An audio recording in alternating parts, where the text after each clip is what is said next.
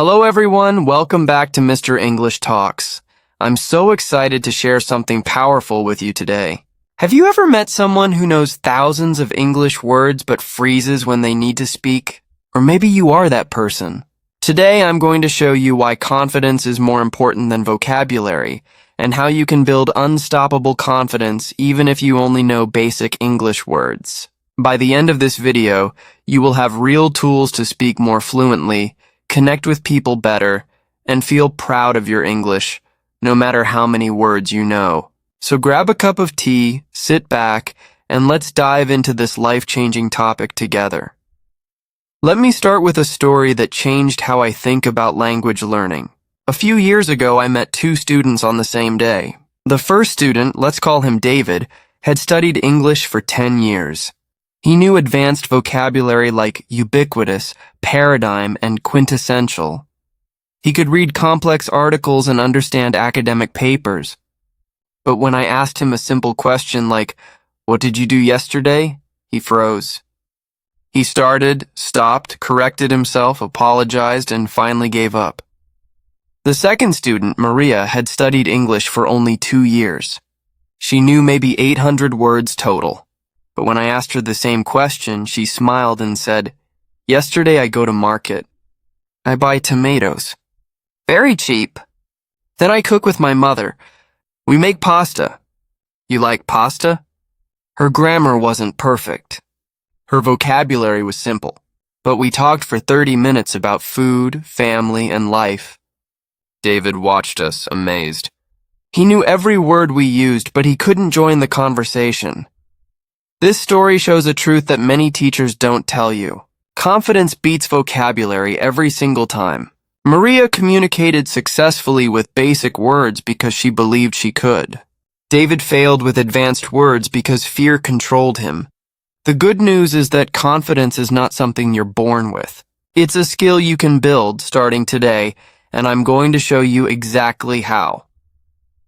First, let's understand what really happens when we communicate.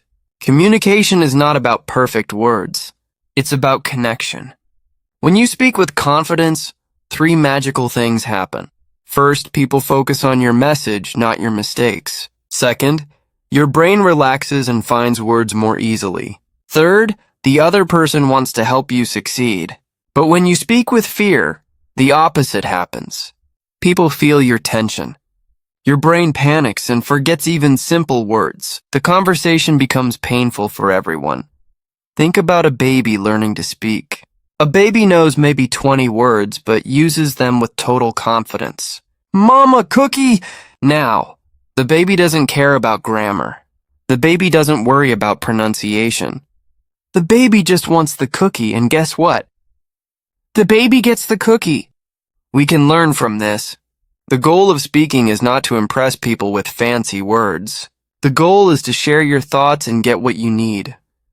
Now let me share the biggest secret about vocabulary. Research shows that in daily conversation, native English speakers use the same 1,000 to 2,000 words about 80% of the time.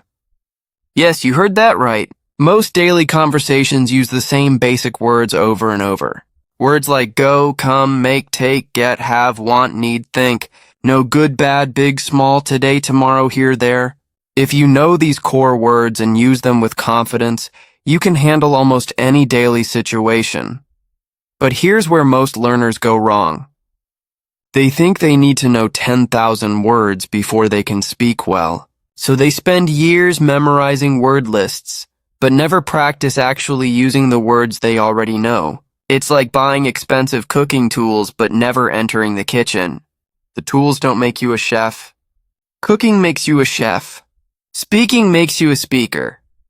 Let me teach you a powerful mindset shift. Stop thinking I only know 1,000 words and start thinking I already know 1,000 words. That's huge! With 1,000 words, you can describe almost anything if you're creative and confident. Can't remember the word refrigerator? Say the cold box for food. Forgot exhausted? Say very, very tired. This skill has a name. It's called circumlocution, which means talking around a word you don't know. Confident speakers do this naturally. Fearful speakers just stop talking. Here's a practical exercise you can do right now. Take any object near you. Now describe it using only simple words a 5-year-old would know. For example, if you chose a smartphone, you might say, "This is a small computer. I carry it in my pocket. I use it to talk to people far away. I can see pictures on it. It makes sounds when someone wants to talk to me." You just described a complex device using basic words. This is the power of confident simplicity. Now let's talk about why confidence problems happen and how to fix them. The number one confidence killer is perfectionism. Many learners believe they must speak like a native speaker, or they shouldn't speak at all. This is completely wrong. Native speakers make mistakes too. They use wrong grammar. They forget words. They say and constantly. The difference is they don't care. They keep talking. You need to give yourself the same permission. The second confidence killer is comparison. You hear someone speak beautiful English and think, "I'll never be that good," and stop right there. That person wasn't born speaking English. They made thousands of mistakes before reaching that level. Compare yourself only to your yesterday self. Are you better than last month? That's all that matters. The third confidence killer is fear of judgment. You worry people will laugh at your mistakes or think you're stupid. Let me tell you the truth. Most people are too busy worrying about themselves to judge you. And the few who might judge you, their opinion doesn't matter. The people who matter will appreciate your effort to communicate in their language. Now I want to share my 5-step confidence building system. I call it the SPEAK method. S stands for smile before you speak. P stands for pause when you need time. E stands for embrace your mistakes. A stands for act like you belong. K stands for keep the conversation moving. Let me explain each one with real examples. S for smile before you speak. This sounds too simple, but it's powerful. When you smile, your body relaxes. Your voice becomes warmer. The other person smiles back. The whole conversation starts positively. Try this experiment. Say, "Hello, how are you?" with a serious face. Now say it with a smile. Feel the difference? A smile is confidence you can wear. P for pause when you need time. Many learners panic when they forget a word and fill the silence with or give up. Instead, pause confidently. Take a breath. Say, "Let me think," or "How do I say this?" or "One moment." Native speakers do this all the time. The pause shows you're thinking, not failing. It also gives your brain time to find the word or think of another way to express your idea.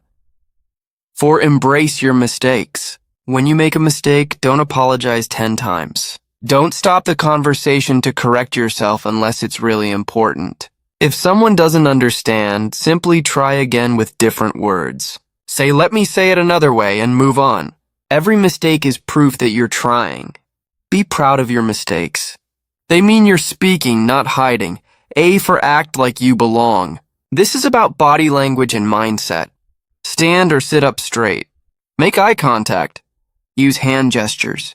Nod when you understand. These physical actions tell your brain, "I belong in this conversation," and your confidence grows. Even if you feel nervous inside, your body can lead your mind to confidence. K for keep the conversation moving. When you don't understand something, don't pretend, but also don't panic. Use phrases like, "Sorry, can you say that again?" Or "Do you mean," or "I'm not sure I understood." Can you explain differently? These phrases show you're engaged and want to understand. They keep the conversation alive instead of killing it with silence. Let me demonstrate the SPEAK method with a common situation. Imagine you're at a coffee shop and want to order something, but you forget the English word for the drink you want. Without confidence, you might point and say "this one" or leave without ordering. With the SPEAK method, here's what happens. You smile at the barista. You pause and say, "Let me think how to say this." You describe what you want. "I want coffee with lots of milk, like white coffee and foam on top." The barista says, "Oh, you want a cappuccino?" You smile and say, "Yes!" Cappuccino. Thank you. You kept the conversation moving, learned a new word, and got your coffee. Success. Now I want to destroy some common myths about vocabulary and confidence. Myth number 1. I need perfect grammar to be confident. Wrong. Communication is about being understood, not being perfect. I know successful business people who speak broken English, but close million-dollar deals because they communicate with confidence and clarity. Focus on your message, not your grammar. Myth number 2.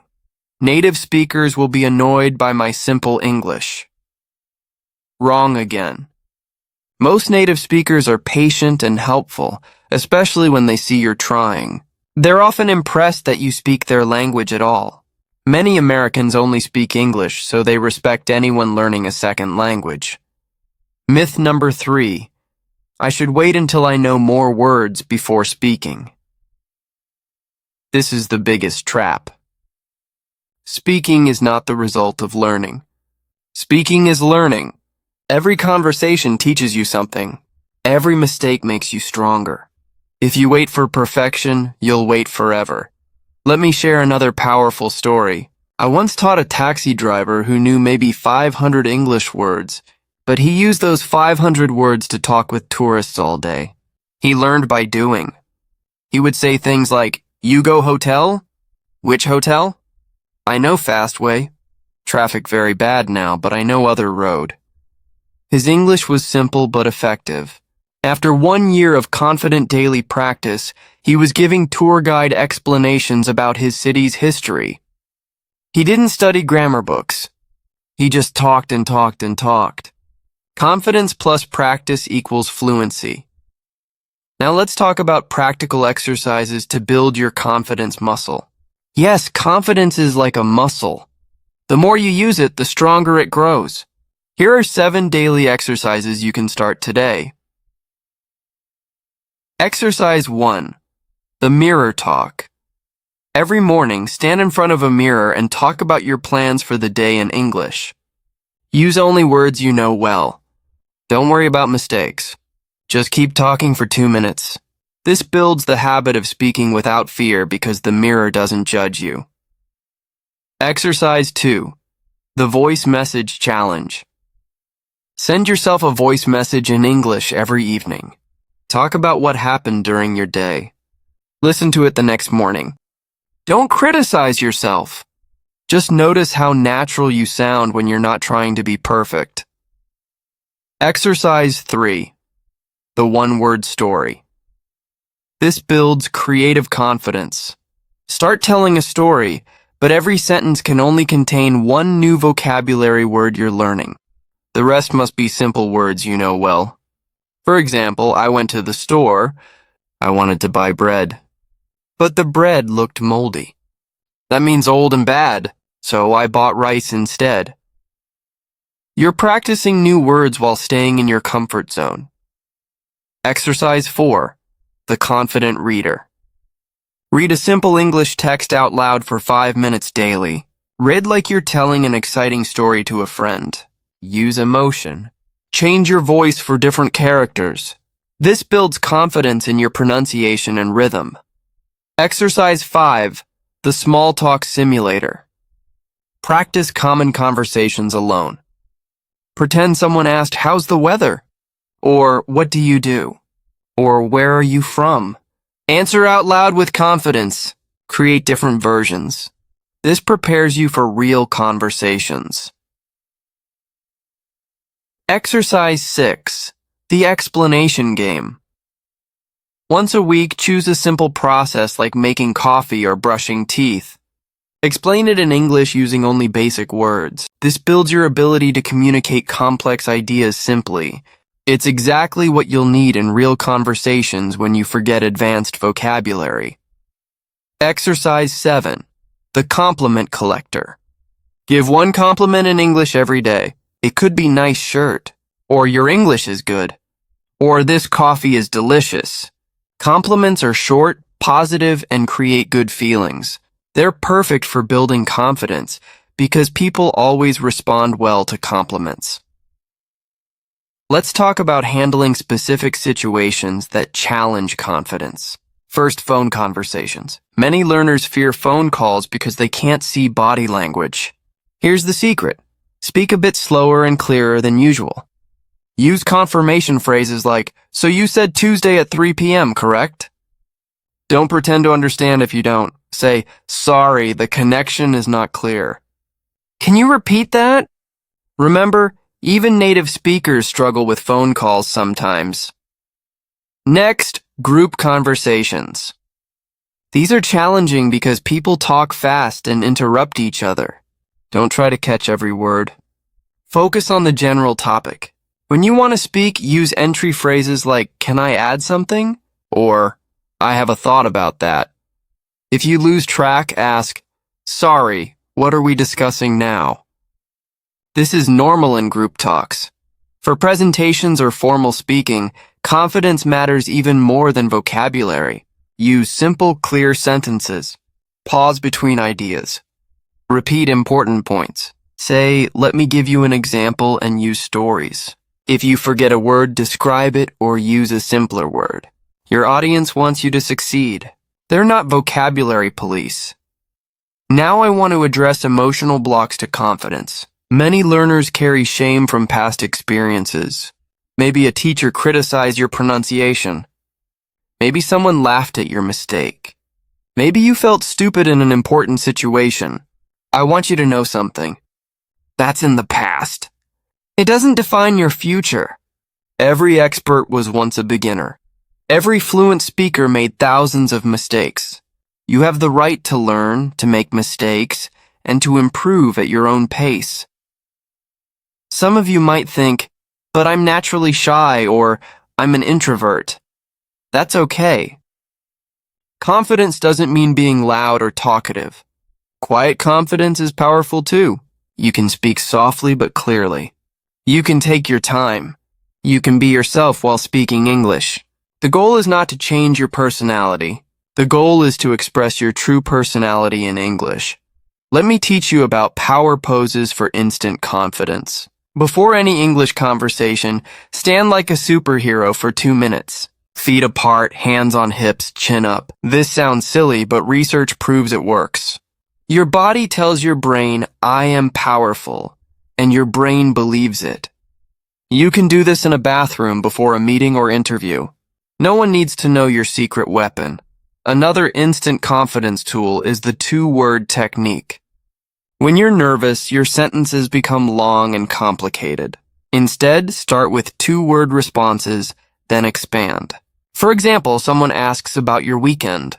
Instead of panicking, say, "Very busy." Then add, "I visited family." Then add, "We had a big dinner." Building sentences step by step is easier than creating perfect long sentences. Here's something fascinating about accents and confidence. Many learners worry about their accent. They think they must sound American or British to be good at English. This is completely false. Your accent is part of your identity. It tells your story. As long as people understand you, your accent is perfect. Some of the most successful English speakers in the world have strong accents. Think of famous actors, business leaders, or scientists from your country who speak English. They didn't hide their accent. They spoke with confidence and the world listened. Let me share a technique called vocabulary recycling. Instead of always learning new words, become a master of the words you already know. Take a common word like get. Do you know all its uses? Get up, get down, get in, get out, get together, get along, get by, get over it. One simple word becomes 20 useful phrases. This builds confidence because you realize you know more than you thought. Now let's create your personal confidence first, vocabulary second action plan. Week 1, focus only on using words you know well. Have 5 short conversations using basic vocabulary. No new words allowed. This shows you how much you can already do. Week 2, add 1 new word per day, but you must use it in 3 different conversations. This builds confidence with new vocabulary gradually. Week 3, have 1 conversation daily where you deliberately use circumlocution.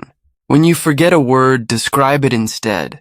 This builds creative confidence. Week 4, teach someone else something in English, even if it's just how to make a sandwich. Teaching builds the highest level of confidence because you must be clear and sure of yourself. I want to talk about the magic of making mistakes confidently. When you make a mistake with confidence, something beautiful happens. People often don't even notice it's a mistake. Or if they notice, they admire your confidence and focus on your message. But when you make a mistake with fear, you draw attention to it. You make everyone uncomfortable. So choose confidence always. Here's a story that proves this point. A student of mine gave a presentation at work. She said informations instead of information about 10 times. In English, information has no plural, but in her language it does. After the presentation, her boss said, "Great presentation. Your points were very clear." He didn't mention the grammar mistake because her confident delivery made it irrelevant. Let's explore the connection over correction principle. When someone understands your message, that's success. You don't need to correct every small error. You don't need to apologize for your level. You don't need to announce, "My English is not good." Just communicate. Native speakers say "me and John went" instead of "John and I went" all the time. They use double negatives like "I don't know nothing." They break grammar rules constantly, but they communicate successfully because they focus on connection, not perfection.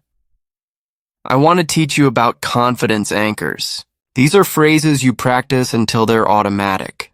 When you feel lost in a conversation, these anchors save you. Practice these until they flow naturally. That's interesting. Tell me more. I see what you mean. Let me make sure I understand. Could you give me an example? That's a good point. I never thought about it that way. These phrases buy you time, show you're engaged, and keep conversations moving. Now let's destroy the inner critic voice. You know that voice that says your English is terrible or everyone thinks you sound stupid. That voice is a liar. Here's how to fight it. When it speaks, talk back. Say, "I'm learning and improving every day," or "I'm brave for speaking a second language," or "My message matters more than my mistakes." Replace criticism with encouragement. You wouldn't talk to a friend that way, so don't talk to yourself that way. Let me share the 3 levels of vocabulary confidence. Level 1 is survival vocabulary. These are words for basic needs like food, directions, help, numbers, and time. Master these with total confidence first. Level 2 is social vocabulary. These are words for opinions, feelings, experiences, and relationships. Build confidence here next. Level 3 is professional or academic vocabulary. This comes last. Most learners reverse this order, studying advanced words while lacking confidence in basic ones. That's like decorating a house with no foundation. Here's a powerful truth about native speakers. They respect confidence more than perfection. When you speak with confidence, even with mistakes, native speakers think, "This person is capable and intelligent." When you speak with perfect grammar but no confidence, they think, "This person seems unsure." Which impression do you want to make? Let me teach you the 2-minute rule for confidence building. Every day, speak English out loud for just 2 minutes. Set a timer. Talk about anything. The weather, your breakfast, your plans, your feelings. Don't stop until the timer rings. This seems too simple to work, but it builds the speaking habit. After a month, 2 minutes feels easy. Then increase to 5 minutes. Small, consistent practice builds more confidence than occasional long sessions. I want to share a secret about fluency. Fluency is not about speaking fast or knowing many words. Fluency is about flow. When you speak with confidence, you create flow. You connect ideas smoothly. You handle problems gracefully. You keep communication moving. A confident speaker with 1,000 words is more fluent than a nervous speaker with 10,000 words. Let's talk about building confidence in specific situations. At restaurants, master 5 key phrases. I'd like, could I have, is it possible to, no thank you. That's perfect. With these phrases and pointing, you can order anything. In shops, master, I'm looking for, do you have, how much is, can I try? I'll take it. At work, master, I'll do my best. I need help with, can you show me, I understand. When do you need it? These situation-specific phrases build targeted confidence. Now I want to tell you about the yes and technique from improv comedy. When someone says something, you respond with yes and then add something. This keeps conversations flowing. For example, someone says, the weather is nice today. Instead of just yes, you say yes, and it's perfect for a walk. This technique builds confidence because you always have a way to respond.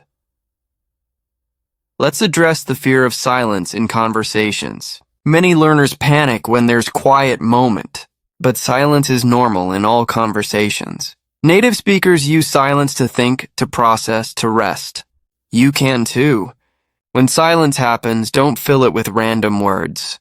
Take a breath, smile, think, then speak when you're ready. Confident silence is more powerful than nervous chatter. I want to share the storytelling confidence technique. Everyone loves stories. When you tell a simple story, people lean in and listen. Practice telling the same simple story many times. Maybe about a funny thing that happened, a travel experience, or a childhood memory. Each time you tell it, you get more confident. You find better words. You add details. You see people enjoying it. This builds tremendous confidence for all conversations. Here's something crucial about asking for help. Confident speakers ask for help often. They say, what does that mean? Or, can you speak slower? Or, I don't understand. Can you explain? Asking for help is not weakness. It's smart communication. It shows you're engaged and want to understand. People respect this and help gladly. Let me teach you power phrases for difficult moments. When you're lost, I need a moment to collect my thoughts. When you're overwhelmed, this is a lot of information. Can we break it down? When you disagree, I see it differently. Let me explain. When you're confused, I want to make sure I understand correctly. These phrases show confidence even in challenging situations. Now let's talk about cultural confidence. Different cultures communicate differently. In some cultures, direct communication shows confidence. In others, indirect communication is preferred. Learn the communication style of the culture you're in, but don't lose yourself. You can adapt while staying true to your personality. Your unique cultural perspective is valuable. Share it with confidence. I want to address age and confidence. Some learners think, I'm too old to learn English confidently. This is false. Adults have advantages. You have life experience to share. You have clear goals. You have discipline. You understand that perfection is not the goal. Many successful English speakers started learning as adults. Your age is an asset, not a limitation. Let's create your confidence emergency kit. Write these phrases on a card and carry it. Could you repeat that? One moment, please. Let me think. I'm still learning English. Thanks for your patience. Can you help me? When panic strikes, these phrases are your rescue tools. Knowing you have them builds background confidence. Here's a truth about online confidence versus real-life confidence. Many learners write English well online, but freeze in person. If this is you, bridge the gap gradually. Start with voice messages, then phone calls with friends, then video calls, then in-person meetings. Each step builds on the previous one. Don't jump from texting to public speaking. Build your confidence ladder step by step. I want to share the Confidence Buddy system. Find someone else learning English. Meet weekly to practice together. Make a rule. No judgment, only encouragement. Practice conversations, share victories, and support each other through challenges. Having someone who understands your journey doubles your confidence growth. Let me tell you about micro conversations for macro confidence.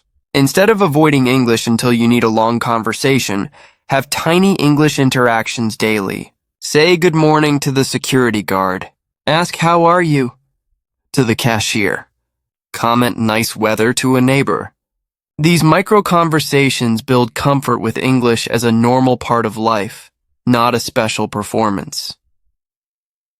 Here's something powerful about mistakes and memory. You remember mistakes longer than successes. This is human nature, but it hurts confidence. So create a success journal. Every day, write one thing you did well in English. Maybe you ordered coffee successfully. Maybe you understood a joke. Maybe you helped someone with directions. Review this journal when confidence drops. Evidence of success builds future confidence. Now let's talk about the fake it till you make it principle. This doesn't mean lying. It means acting confident before you feel confident. Stand tall. Speak clearly. Smile. Use hand gestures. Your brain notices these confident behaviors and starts believing them. Soon you're not faking anymore. The confidence becomes real. I want to address confidence with different English varieties. You might learn American English but meet British speakers, or learn British English but work with Australians. Don't panic. The differences are smaller than the similarities. Confidently ask, what do you call this? When you hear unfamiliar words, most differences are vocabulary, not completely different languages. Your confidence in one variety transfers to others. Let's explore technology for confidence building. Use voice recognition on your phone. If it understands you, humans will too. Record yourself reading the same paragraph weekly. Hear your progress. Use language exchange apps, but focus on speaking, not typing. Watch shows with subtitles, then without. These tools build confidence through safe practice. Here's the 1% better principle. Don't aim for perfect English tomorrow. Aim to be 1% more confident each week. That's tiny but powerful. After a year, you're 52% more confident. Small improvements compound into major transformation. Celebrate these micro wins. They matter more than you think. I want to share the confidence transfer technique. Are you confident in your native language? In your job? In a hobby? That same confidence exists in you. Before English conversations, remind yourself of areas where you're confident. Tell yourself, I'm confident in many areas. English is just another one. This mental trick works because confidence is a transferable skill. Let me teach you about conversation starters that build confidence. Master these 5. I noticed that I was wondering, in my experience, what do you think about? These starters work in any situation. They show interest and invite response. Practice them until they're automatic. You'll never be stuck for words again.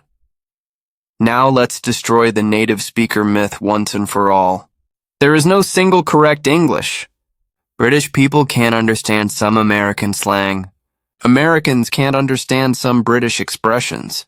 Australians have their own unique phrases. Indians speak English differently than Canadians. All are correct. Your version of English is valid too. Speak your English with confidence. Here's something about confidence and listening. Confident speakers are good listeners.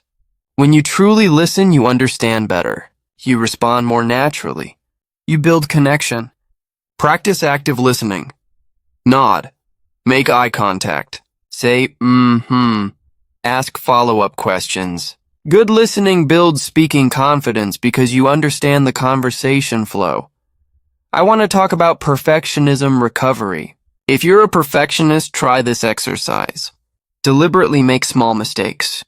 Use wrong grammar once. Mispronounce a word you know. See what happens. Usually nothing bad. Communication continues. The world doesn't end. This exercise frees you from the perfection prison. Let's create your personal confidence manifesto. Write these statements. My English is good enough for today. Every conversation helps me improve. My accent is part of my identity. Mistakes are proof I'm trying. I have the right to speak and be heard. Read this daily. These truths build unshakable confidence.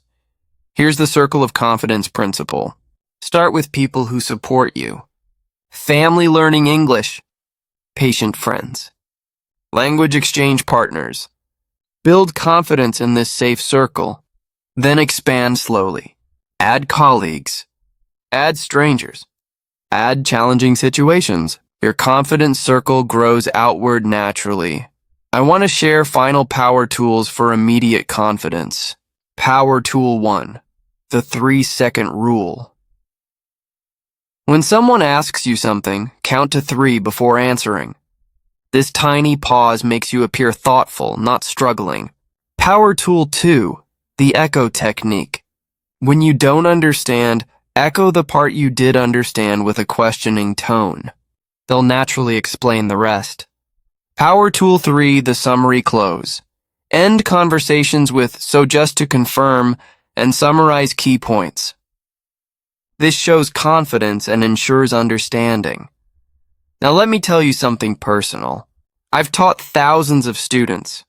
The ones who succeed are not the ones with the biggest vocabulary. They're the ones who decide to speak despite their fears. They're the ones who value communication over perfection. They're the ones who choose confidence. You can be one of them. You already have everything you need. You have words. You have a voice. You have something to say. The only thing left is to decide to use them with confidence. Remember Maria from the beginning? The student with 800 words who spoke confidently? She now manages an international team. She still makes grammar mistakes. She still has an accent. But she communicates with power and clarity. She told me recently, "I stopped waiting to be ready. I decided I was ready enough." That decision changed everything. Your English journey is not about collecting words like stamps. It's about connecting with humans. It's about sharing your ideas. It's about participating in the global conversation. You don't need 10,000 words for that. You need confidence. And confidence is a choice you can make right now, today, with the vocabulary you already have. Before we finish, I want you to make yourself a promise. Tomorrow you will have one conversation in English. It can be short. It can be simple. But you will do it with confidence. You will smile. You will focus on connection, not perfection. You will remember that your message matters more than your mistakes. And when you succeed, because you will succeed, you will build on that success the next day and the next and the next. The world is waiting to hear what you have to say.